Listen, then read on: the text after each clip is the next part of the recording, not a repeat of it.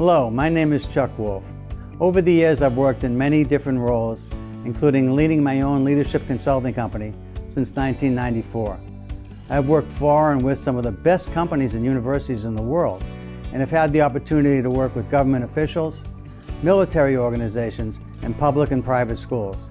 I'm a leading expert and pioneer in emotional intelligence.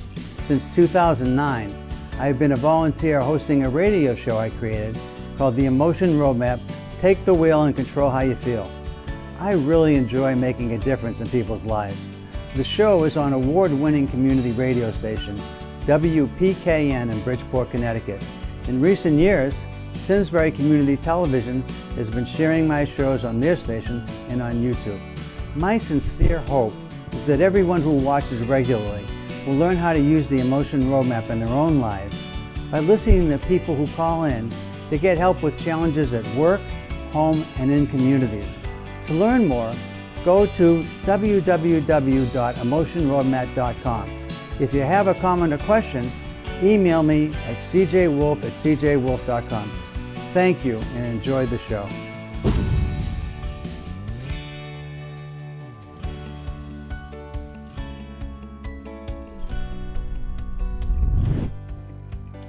Hi, this is Chuck Wolf. You're listening to the Emotion Roadmap, Take the Wheel and Control How You Feel on 89.5 FM, listener-supported radio in WPKN. And this particular show has got a couple of excerpts from previous shows, and it's all about performance feedback. This time of year, a number of people are going through reviews of their annual performance. And for the person who delivers the feedback about performance, the leaders in this case, it's a challenging time for many. A lot of people don't feel particularly skilled in being able to deliver feedback effectively. And for those of you on the receiving end, those people who are going to be getting feedback about their performance over the course of the year, it's not always easy to not become defensive. It's hard emotionally for both parties, really, to get this right. So I wanted you to have the best of some of the shows I've done in the past talking about performance. The first part actually introduces the idea that there's people who really enjoy their workplace, and one of those people is part of this show. And that was a fellow named Andrew who talked about what it takes to really enjoy going to work and being there. Then it's followed by a discussion by me about how to do performance reviews most effectively in terms of thinking about how people feel and paying attention to the emotions that are there at the beginning, the middle, and the end of conversations. And then after that conversation I provide about performance reviews, I actually have a caller, Anne, who talks about how she thinks about receiving feedback, and she offers some really interesting insights that I think you'll enjoy. So enjoy the show, and I'll be back on the first and second Wednesdays of each month from 12 to 1 p.m. Take care, everybody. And this is Chuck Wolf, and this is the Emotion Roadmap. Take the wheel and control how you feel. Control how you feel, control how others feel. Are those people around you struggling these days? Are people having a hard time coping for reasons having to do with world affairs, or with local issues, with something to do with their companies where they work, with family issues? Whatever it is that might ail you, whatever it is that might be concerning you, whatever it is that's challenging you on an emotional level, if we pay attention to how we're feeling, we can influence how we respond. And we want to have a show that helps people be resilient, helps people to lift up and feel inspired, to help people deal with low levels of self-esteem, with depression, with sadness, with anger, with injustice. We want you to feel like you can call us, and we will help you as best we can by teaching you how to use the Emotion Roadmap to take advantage of the science of emotional intelligence to help people in this very challenging world we all live in. Now, the show, again, is called The Emotion Roadmap. Take the wheel and control how you feel. And if you're trying to control how you feel, this metaphor, get in your car, take control of the wheel, and drive to where you want to get to. Drive emotionally to the experience and feelings you want to have, instead of the ones perhaps that you're dealing with currently. Some people believe that you have to deal with the cards that you're dealt. And I'm here to tell you that what we're learning about emotional intelligence, the science of emotion, is that we have more power over our emotions than perhaps any of us ever knew before. Now, there's lots of challenges in life. And I find that most of the time, people are able to respond to those challenges successfully. And they do that by being good problem solvers, by using critical thinking skills, by understanding a situation and breaking it into smaller components when it's very complex, and figuring out how to address each piece of the situation. But sometimes, when people are confounded, when they're uncertain, when they're doubtful, when they're stuck, it's almost always because something emotional is in play. Something inside of us is afraid of the emotions we're feeling or about to feel. If we engage in behaviors that we think are the right behaviors, but we're uncertain about the outcome of moving forward. Or we're worried about emotion in someone that's important to us.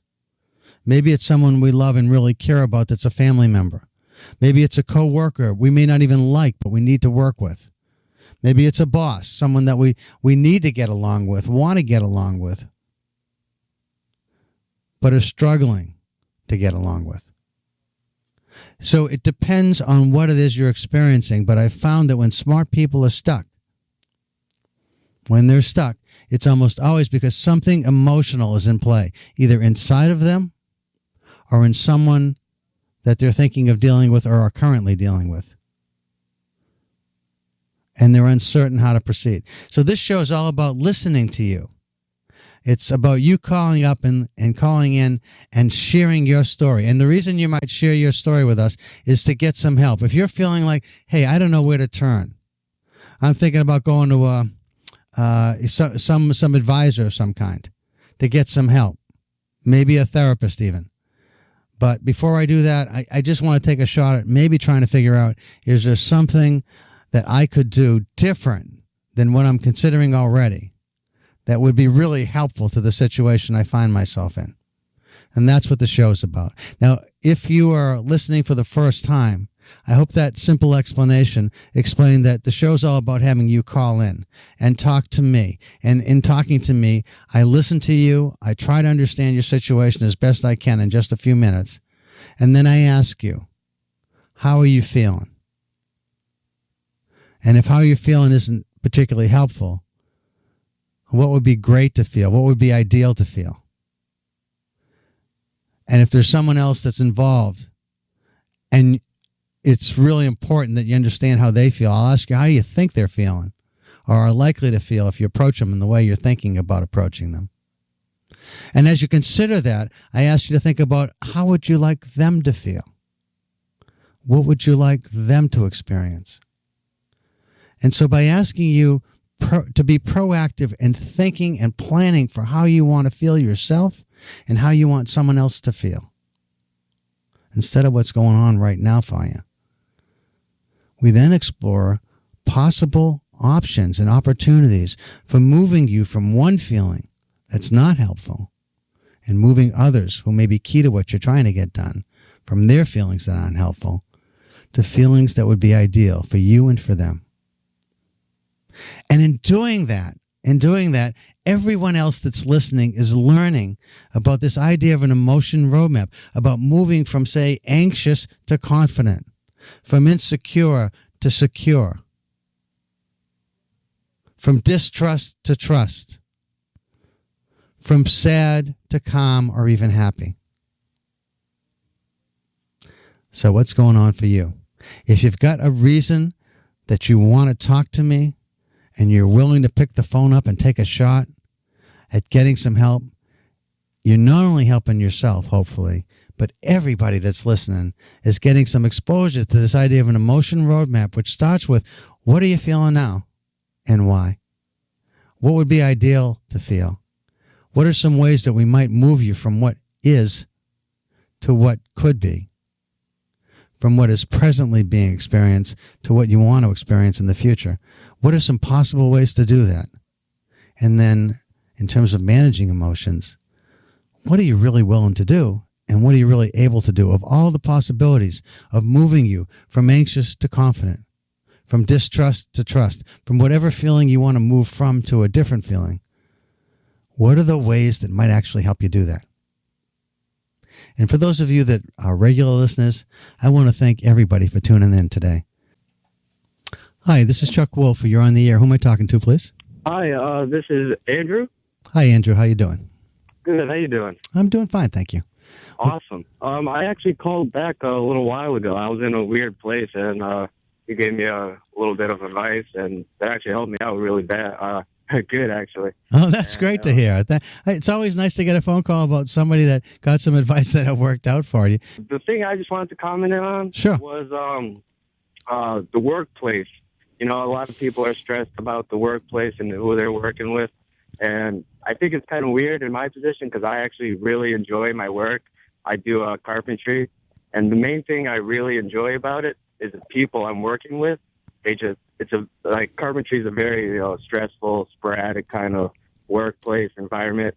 So having a good support group and coworkers with you, it really just keeps you upbeat and moving. So you just wanted to talk about the fact that you have a real joy in the workplace for you.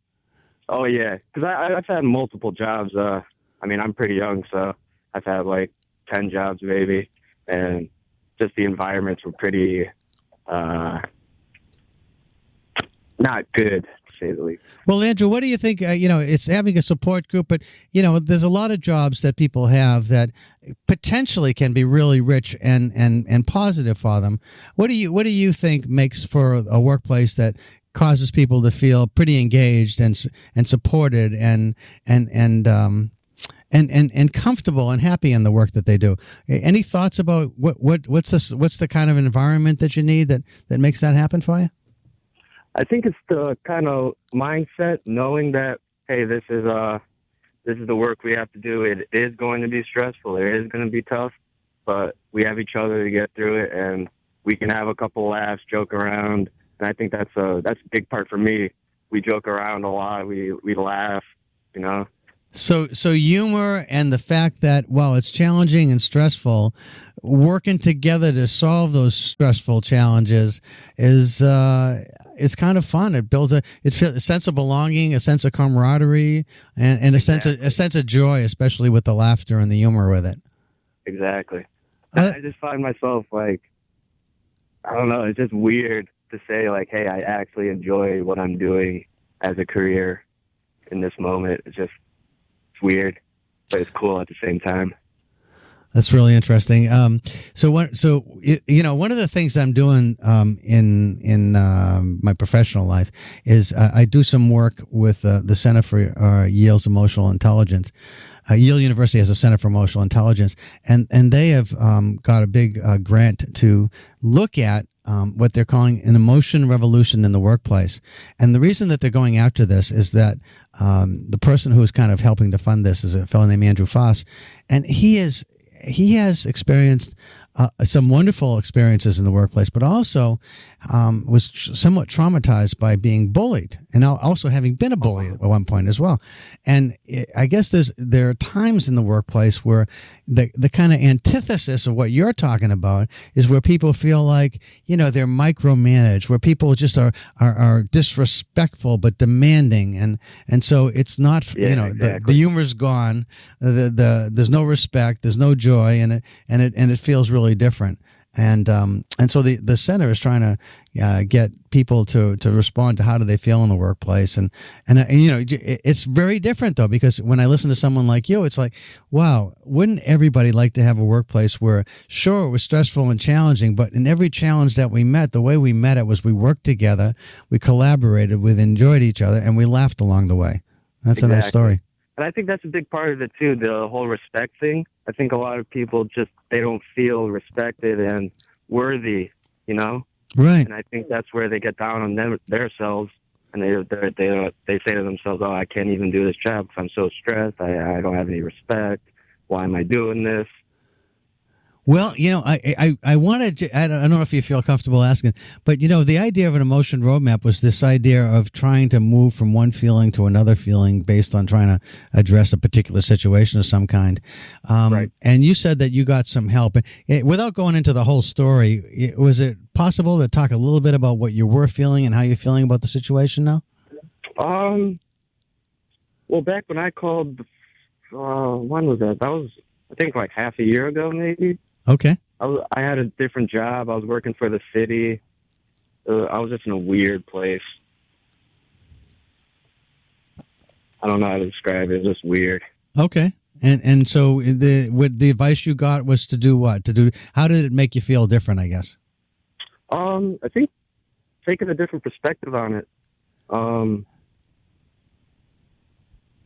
Taking a look at my situation where I was emotionally and physically, and just kind of changing it, I guess, for the most part.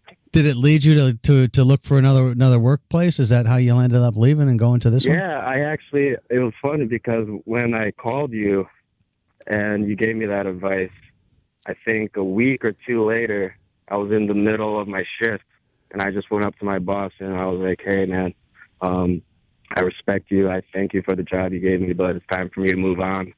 And then he said, that's fine. Do whatever you got to do. And then I think 2 or 3 days later to a week, I don't even remember, but like a week later, I got hooked up with this carpentry job, and everything's been smooth sailing. So deciding how you wanted to feel, that was part of the implication on all these calls that I get, Andrew, is that somebody's not comfortable or upset about something going on in their lives, and they're looking for how to change that. And part of it is to understand how, if you want to feel differently about a situation, you either have to change the situation somehow. Maybe, it doesn't mean everybody has to leave the workplace, but if you can't figure out how to make it work where you are, then maybe it's time to figure out where to go to make it work the way you want. And it sounds like you were able to do that. Yeah, exactly. I'm really, it's always nice, and I really appreciate when people call back and say, hey, look, something helped. And thanks for the phone call this morning. I really appreciate it. And I appreciate the insights about what it takes for anybody that's a leader out there listening to what you're saying. If you can help the people that work for you on your team, in your division or department or company, to feel like, hey, of course we have stressful and challenging situations, but the way we approach them is to work together and to be supportive and to have fun with it. Exactly. What a great formula. Well, thanks a lot for the phone call, Andrew. Oh, thank you. Okay, take care now. Bye-bye. Have a good day. You too. Bye-bye. I look at my show sort of the way Andrew felt about what he just shared.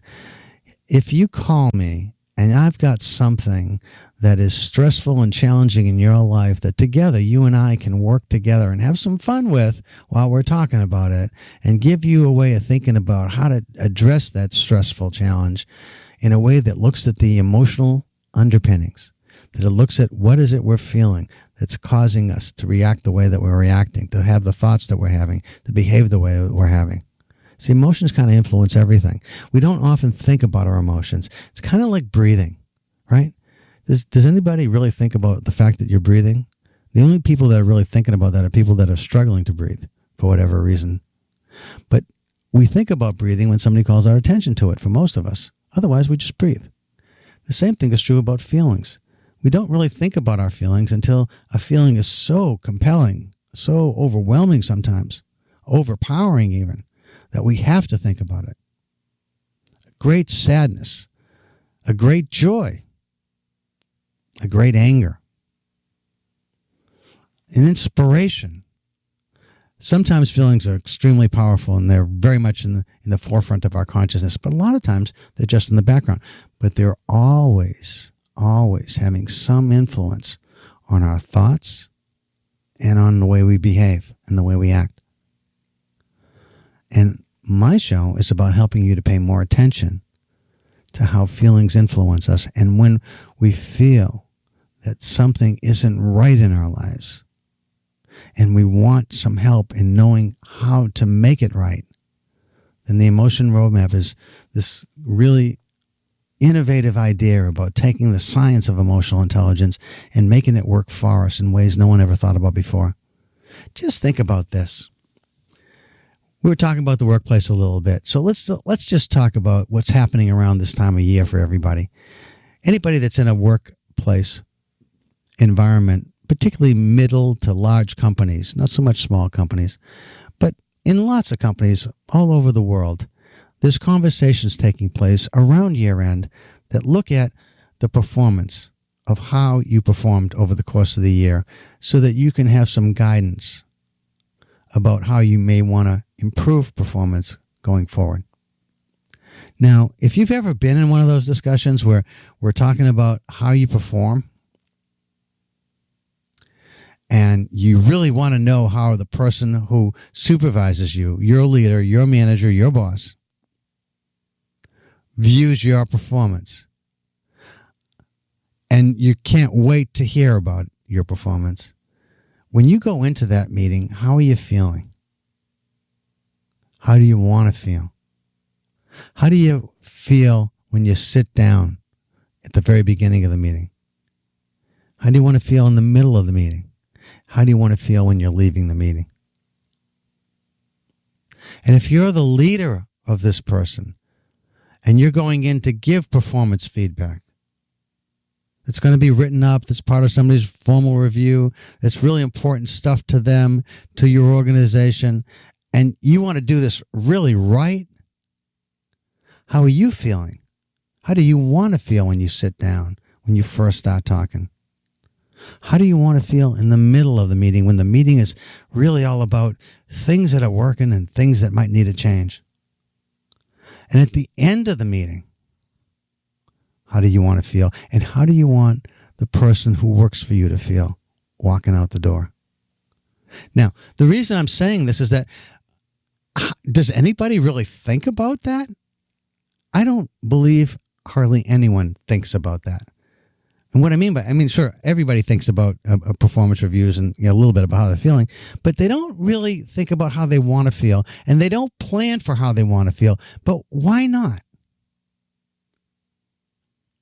Why not? Why not think about, before you ever sit down, if you're the leader of the person, about how this person is likely to respond to you and how you want them to respond? Why not think about how you want them to feel when you're first sitting down and just starting out? I kind of view these types of discussions in three parts. There's a beginning, there's a middle, and there's the end. And I view the beginning as an orientation. It's like when we first start to talk, I want it to feel like we're just kind of setting the tone for the whole conversation. And what do you want to feel when you're setting the tone? Well, even if it's a tough meeting and you've got real problems with a person, don't you want to feel at the very beginning that it's respectful on both parties' side? Don't you want to feel that it's supportive even when you got a tough message? Don't you want to feel supportive?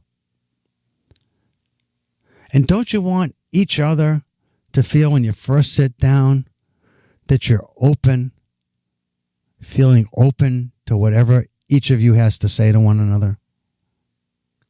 Wouldn't that be ideal, to be respectful and to be open and to be supportive when you first sit down? And how does it change when you get to the middle of the meeting? And in the middle of the meeting, how do you want to feel then? The middle of the meeting is the heart of the meeting where you're talking about what's working.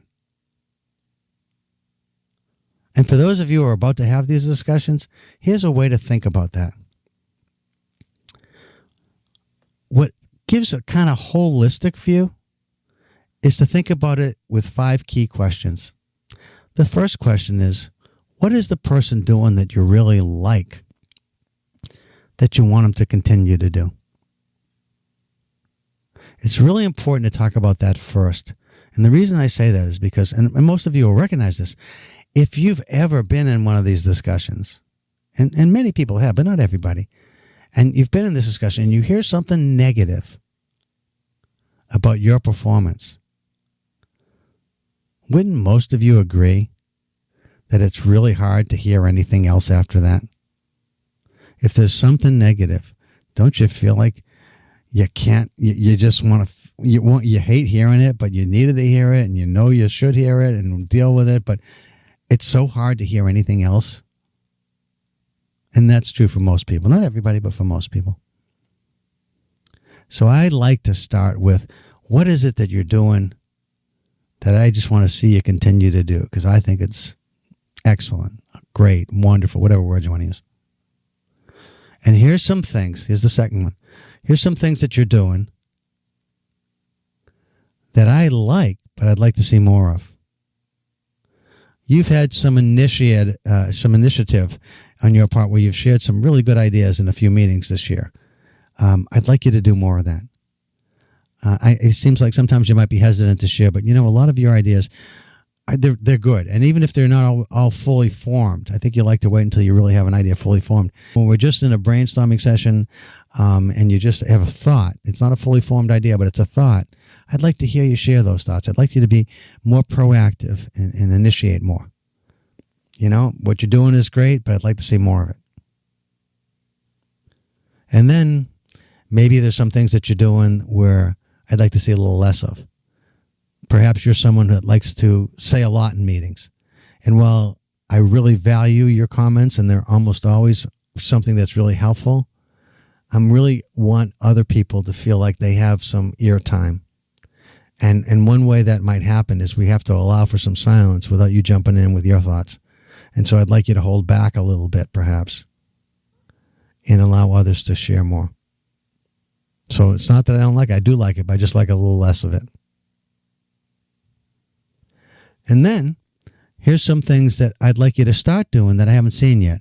I'd like you to spend more time thinking about ways that you might inform your colleagues about the work that you're doing that may have some implications or some relevance to the work that they're doing. So I'd like to see you start that. I haven't really seen much where you've kind of initiated any conversations with the people on the team in areas where perhaps the work that you do has some impact on them. And I'd like you to, talk with me about that. And let's just see if we can put a plan together to see about how you might start doing some of that. And then there's something I'd like you to stop doing. And this is where it gets into the behaviors that people are fearful to discuss. But there's something I'd like to hear you stop. But can you see how positive this is mostly, where you start with what you want to see more of, where you talk a little bit about things that you just want to see continue because they're great. You don't want to ignore the things that are really working and just pass over that because, hey, that's what it's supposed to be, so I'm not going to talk about that. You want to make sure people know that you've noticed the neat stuff they do, right? Because how do you want them to feel? You want them ultimately to feel appreciated and supported, don't you? And respected and cared about. That's where engagement comes from. If you've ever wondered why certain companies have a high degree of engagement and others don't,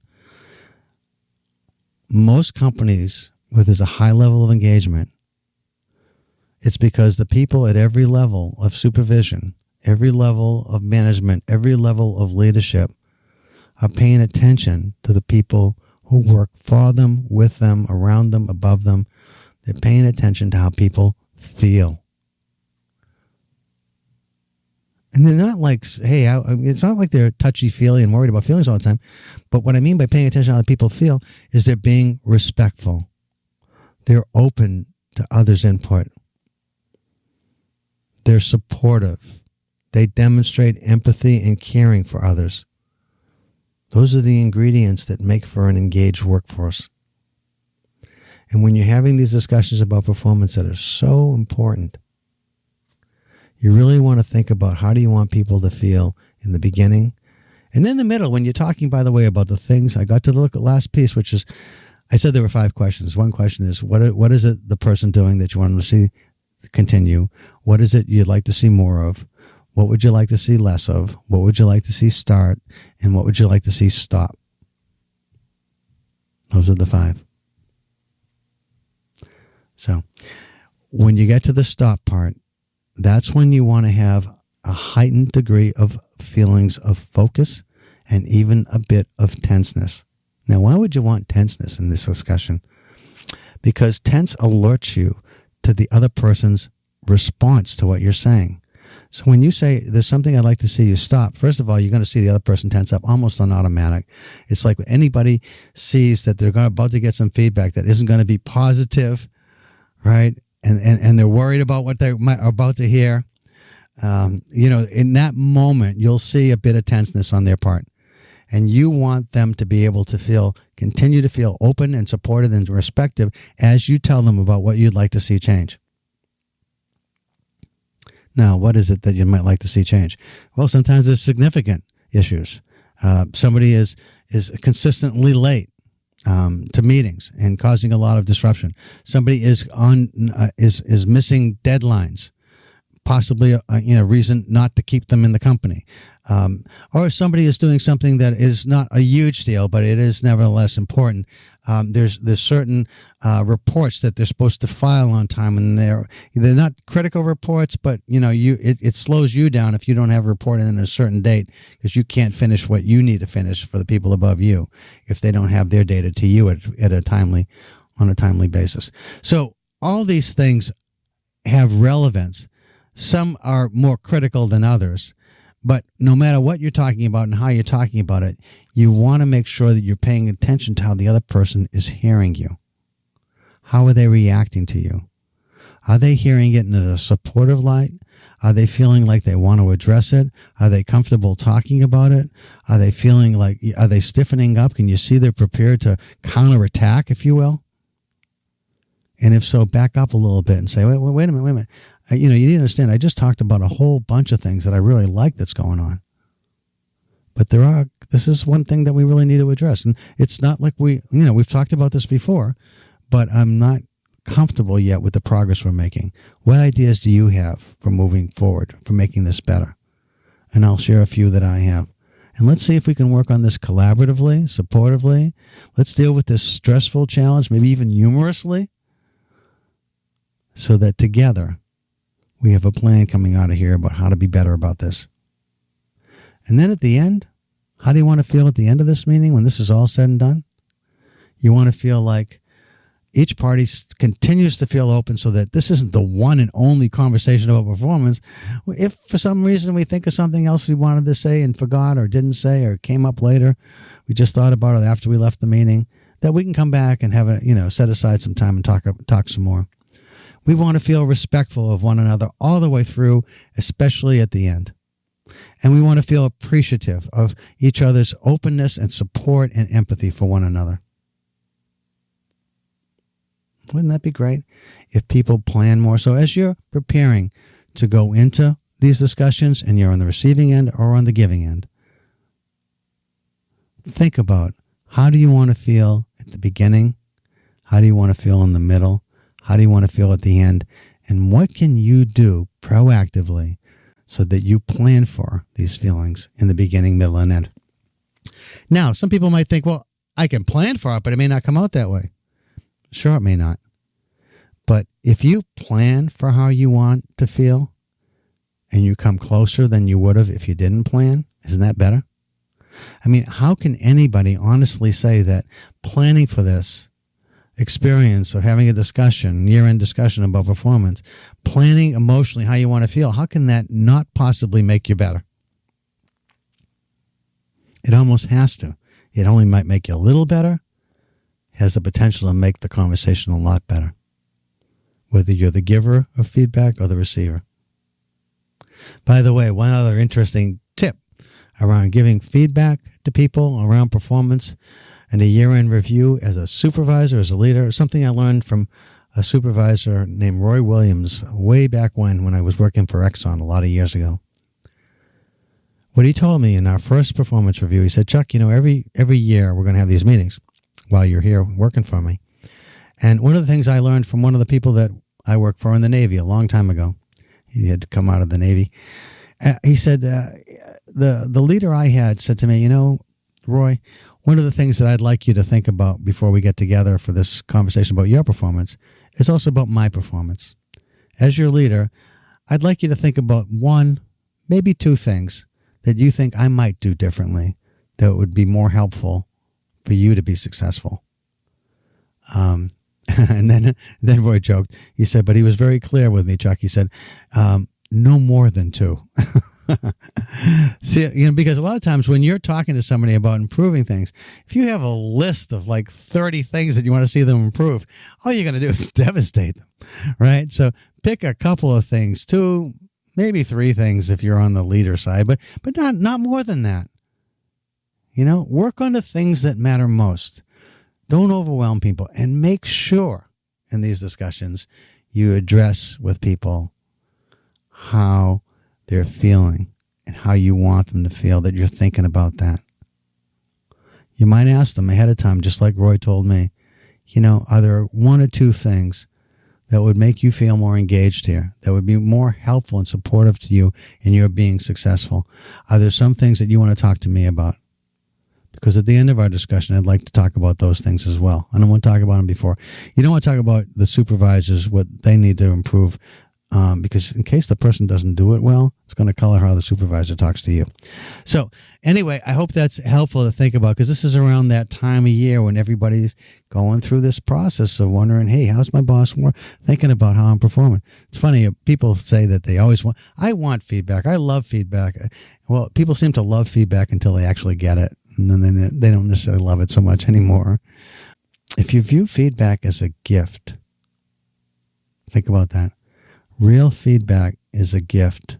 Somebody being willing to be honest with you, having thought a lot about you, having observed you, having really spent time planning on what they want to say to you and how to say it and what it's about, in order to help you be the best you that you can be.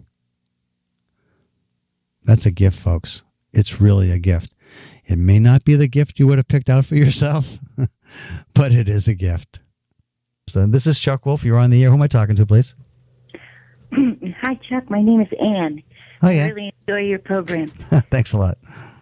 So I don't know if I have anything specific. I'd rather talk about some things that you pointed out nicely. The main one being that, we're all doing this DIY. We're not trained in personal relations, and it's too bad. I don't know how that can be addressed. But. What is DIY? I'm sorry, I don't know what that is. Oh, do it yourself. Okay. All right. Well, thank you. We go to YouTube and we replace engines and. Oh, I see. Put in our own windows and. I know a lot of people do that, and I actually have done a few things like that myself. I'm not terribly handy, but once in a while I'll look at a YouTube, so I understand what you're saying. Well, first of all, just thanks for calling in, Nan. I appreciate it. So, what particular things are you interested in talking about? Oh, well, I wonder if because none of us really knows what we're doing, and it's kind of rare to find somebody probably who handles either the receiving end of sudden and bad news or giving it. Right. But one thing I think after having received it, which I'm sure everyone has in some context or other, is that probably people don't. I think one of the general problems with handling our emotional responses constructively is that we don't own our emotions. We don't know how. We don't take the time or can't take the time to identify them, and with all the things that you talk about. That takes time, and maybe even transferring. Well, or not maybe. Quite a bit of transferring of emotional language to some other verbal way of expressing it. And so I think maybe one of the general things that people can do more is, absorb the information. If they came back to a bot, I think they should plan whether, you talk about the short-term goals, ways of handling it, and maybe some long-term things. if one were to decide to go back to the boss, say, and say, just like to deal with this a little bit more, or talk about some of the issues, identify how I can turn this around. So first of all, there's already been an assumption made that people may not have thought out clearly. Are you going to say, or are you going to feel, and are you going to say that you want to work on or change the situation that was laid out? So that already takes some analysis, Absolutely. Or are you going, would your approach be? Maybe your approach might be different, and that really has to be thought out. Maybe maybe the receiver of the bad news is actually quite angry, right, and feels justified. Then the approach would be slightly or very different. To say, I am so passionate about this. Who knows whether that's the right tack to take? But only in kind of writing it down and deciding what it is you're feeling would you even be able to make a start. Right. And you've mentioned a number of things that are incredibly insightful, really. And I'm curious, what's your background? Sort of overeducated and underappreciated. No, I'm a book editor mostly, so I get exposed to a lot of certainly the verbal ways of approaching ideas. Interesting. Well, let me talk a couple of things that you've said. So one of the things is like being aware of what we're feeling, and it does take some time to step back and kind of think through about how I'm feeling. And sometimes people have the experience of having their feelings take them over almost. And when you realize that that's happening, it takes some courage to actually think about, what am I doing, and trying to gain control back over yourself. But for a lot of people, they're just unaware, and it's really remarkable. And this is a little bit of the science, and that is that there's a part of the assessment that sometimes I use with people that measures people's emotional abilities, and one of the abilities is to identify or perceive the emotions you're actually experiencing yourself and in others. And I actually wrote a paper about this because some people are really, really poor at this. Even if they took the time, they don't have the aptitude or skill to do it, which is kind of remarkable. And they don't. Right. It's kind of like kids who do some funny behavior, something around food, or they run around the house 8 times or something, but it's not at all what you would think the issue is.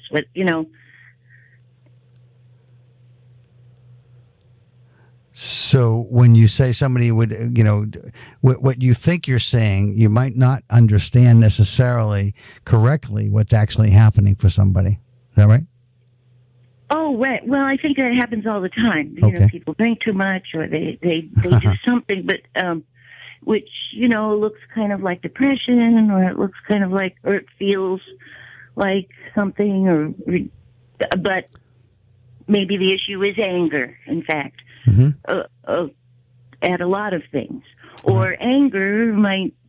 They've recently found, surprise, that. Depression has a lot of anger in it. It can. Right. It can, yes. Sorry, so go ahead. Well, I guess some of the things is often we feel not just one feeling, but either a combination of feelings, or some feelings are actually like contempt is a combination of disgust and anger together. So there's some wisdom, and you talked about trying to have a language for feelings, and sometimes we're people, because we don't have much education around this, and maybe as a book editor you see lots of different novels that you I don't know what kind of books you edit, but if you read a lot, sometimes you get some in-depth character analysis and understand how people feel, at least the way the authors depict them. But most of us don't have a very large vocabulary to talk about our feelings. And so when we're limited, and when somebody says, well, how are you feeling? It's really hard for us to say because we know we're feeling something, but we don't have a term of, some kind of verbal description that can really accurately depict what we're feeling. And so it's hard to talk about it. So we don't. Even our self-talk is confused sometimes because we don't have a language that we're even saying to ourselves, never mind to anybody else. Absolutely. And what do you think about the role of, so I think we're kind of getting to something about verbalization here. Well, what about the issues, and I guess the role of analyzing, what about, say, is there a value to someone in a situation with the job? And I know somebody who was in that position, exactly that position, and reacted defensively, and it sounded like it to me. Right. Didn't help. They seemed to be quite against her, and then the firing came. It really seemed incredibly sudden and very unfair, and they wouldn't say that it was because of this one particular job, but, certainly looked that way. So that, I'm sorry, that's a little bit off from, I'm just saying that we have been in that position, but what about the value of, I think we're very emotionally invested, say, in our jobs, just whether Sure. for good or bad, Right. healthily or not. But we don't take the time, I think, to analyze what we feel about having a job, about working. And I think this is some of the problem. It's not just that we don't understand our emotions, but that they're in fact very distracted almost for from what some of the issues are. Well, we don't have a chance to grow up in a way into sometimes a healthy and expressive identity. Because we don't really know what we've been thrown into. We don't understand it, and it was kind of happened without us. And Well, let me. Or is that confusing? No. Let me try and actually give you something concrete that might be a way to try and do a little bit better at this, because I think you raise a lot of interesting issues. So some of the issues are based on what are your abilities, and if people have a limited ability to recognize emotions and others are in themselves, then they're operating on false assumptions. They think they know and they don't. And that's a problem. And if you become aware that you are limited in your ability to recognize emotions in others, you need other ways to compensate. So one of the things I think that if a person who finds himself in difficulty in relationships lots of times with many different people, it's usually not about the other people. It's something about them.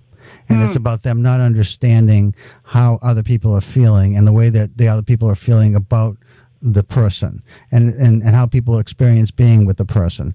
And so one of the things that particular person can do differently is to ask people, well, what do you think about what I just said? Because if you ask, what do you think, you'll hear how people feel. If you ask how people are feeling, they may not want to tell you. But if you ask, what do you think, it's interesting how it works. People will tell you how they feel. So that's one strategy for people who might not be good at identifying. If they know they're not good at it, anytime that they're saying something that has the potential to be controversial, or generate conflict in some form or manner, they can simply ask, so after they say something, so what do you think about that? And if they get some feedback and pushback against it, don't get defensive. Just really try to listen more to understand what you might have been missing. That's one approach. The other thing, which is, to try and pay more attention to our feelings, which takes time. This definitely takes time. But if you want to get better at this, one of the things that you can do, and this whole concept of an emotion roadmap, you also talked about not really knowing what the other person is feeling. and not really being prepared, or how somebody lost a job because they got defensive around a certain situation that happened in the workplace, maybe around performance or something else. But it probably was more than just one time, but maybe that was kind of like the tipping point. And often when people do lose jobs, it's often because relationships aren't working the way that they're supposed to work. And so one of the things that you do is anytime you feel like you want to say something that you know another person is going to be upset about, but it's because you're upset and maybe you're defensive about something you just heard, instead of reacting, just kind of holding back, asking the person to tell you as much as they can about what they're upset about and why they're mad at you or whatever they're saying to you, and then say, thank you, I think I got it. Let me think about it. I'll get back to you. And walking away, because when you're in the heat of the moment, most people aren't really great at saying things constructively that address the situation without getting into an argument and sounding really defensive, at which point things just spiral down instead of up. So absolutely. So that's a strategy. And one other thing I'll say, just as one, because again, I think you raised some wonderful points, and that is one of the things that I do when I'm trying to teach people how to be more emotionally intelligent in some of the work that I do, is I'll ask them, I say, look, some of the things that happen in life are, they're obviously a problem, and, you're going to think about maybe at that point how you're feeling emotionally and what might be better to feel. But most days we don't have things like that. Hopefully we don't have a lot of those things anyway, but we have some. And so those are obvious ones. But if you're not in good practice in thinking about how to deal with emotions constructively, when they show up on occasion, you won't remember how to deal with them. So if you want to deal with even small things better every day, then most of us have something like a smartphone or a computer where we keep a calendar or even a hand calendar. And we just write down over the next 3 weeks at 10:30, at 2:30, and at 7:30 at night, I'm going to ask myself, how am I feeling? And is it how I want to feel? And how are the people around me that I'm working with or need to get things done through, or people at dinner, or wherever I am? How are the people closest to me that are important to whatever it is I'm doing? How is he or she or they feeling? And you do it 3 times a day for a few weeks. And just pay attention. Force yourself to pay attention to how you're feeling. And if it's not how you want to feel, ask yourself, if I'm not feeling a feeling that's helpful, what can I do different? What would cause me to feel something that would be better, even ideal to feel right now? And then think about it and do it if it makes sense. Mm-hmm. So. Well, I just think your show and your development of ideas is just incredible. I don't know if people think about if they'd really do these things and would follow them, but it would be great, wouldn't it? Well, hopefully the people that listen, I think regularly, hopefully are doing these things and they're getting better at it, because it's all about your willingness and your level of motivation to take this on as something you want to make part of you. If you want, here's a quick example, and I've got to go in a minute. So I'm working with this person on this project, and one of the things he's going to do is he wants to test an assessment we're creating for project managers in this company. And the assessment says, okay, how are you? There's a certain list of behaviors he wants to create for people that the company has said everybody needs to do better at. And so, you can say everybody needs to do better at it, but how do people actually learn to do better at it? That's the question we want to answer. And one of the things is we said, do you, rate how well you are in relating to other people. Let's say that's one of the competencies. And let's say you're on a 1 to 5 scale, you give yourself a 3. Pretty good, but not great all the time. And then ask the question, how much do you know about the role of emotion in relating to other people? 1, 2, or 3. 1, I know nothing. 2, I never think about. I think about it somewhat. 3, I think about it all the time, and I'm good at it. So if you can show that if people don't really think about the emotions that are in play that relate to relationships, and you can teach them about the emotions that are in play as it relates to relationships, they got to be better. And that's what we're going for. Right. And just want to remind people and myself, that I think you're talking about a very long, hopefully a lifetime process. Right. it's not just those flare-ups that may even continue to happen and kind of blindside you.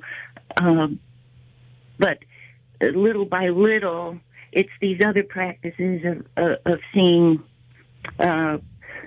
We may not ever learn how to handle being blindsided very well. You know what I'm saying? Yeah. I do, and I don't want to blindside you, Ann, but I've got to go. My show's over. Oh, great. Thanks for talking to me. Oh, thanks so much for the call, Ann. I really appreciate it. You have a great day. Great. Love your show. Bye. Thanks. Bye-bye. You've been listening to the Emotion Roadmap, Take the Wheel and Control How You Feel. And this show combined several different excerpts from previous shows where I talked a lot about this idea of how do you deliver feedback, how do you receive feedback, how do you control your emotions as you're delivering feedback, how do you control your emotions as you're receiving feedback, and how do you plan for this?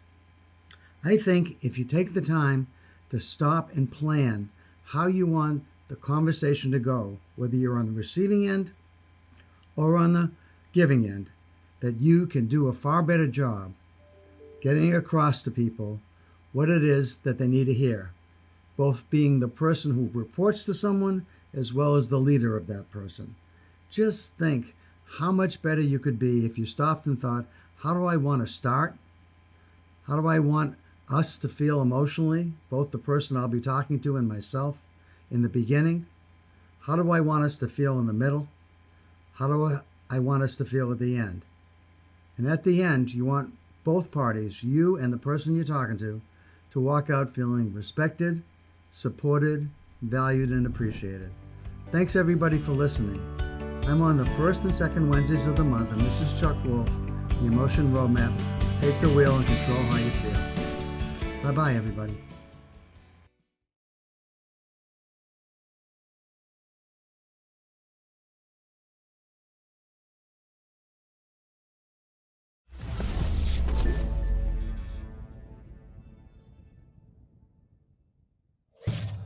Funding for Simsbury Community Television is provided in part by contributions from viewers like you.